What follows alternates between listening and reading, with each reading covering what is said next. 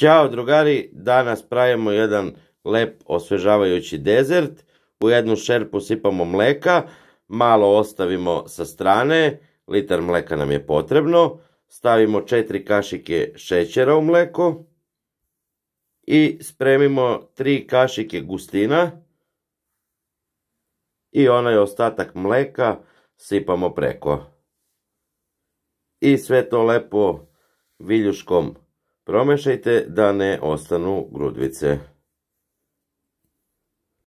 Kad mleko lagano krene da vri, sipajte u jednu činiju hladne vode i 50 grama želatina lepo izmešajte.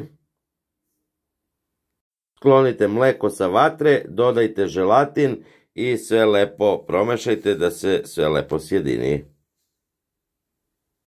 Vratite šerpu na vatru, sipajte gustin što ste umutili sa mlekom i mešajte jedno minut od kad proključa. I evo proključalo je, sklonite sa vatre da se lepo ohladi. Uzmite 5 mandarina i lepo ih oljuštite.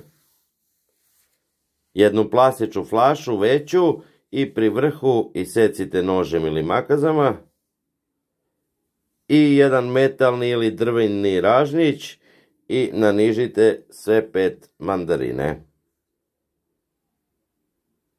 Uzmite flašu i stavite mandarine unutra.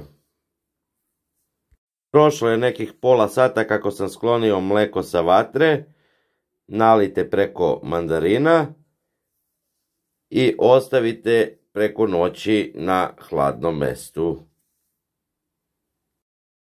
I evo drugari, prošlo je nekih 10 sati, uzmite makazama ili nožem i secite flašu, pažljivo izvadite, secite otprilike nekih 2 do 3 cm debljine i to je to drugari, pravite, javite mi i veliki pozdrav za vas. Ćao!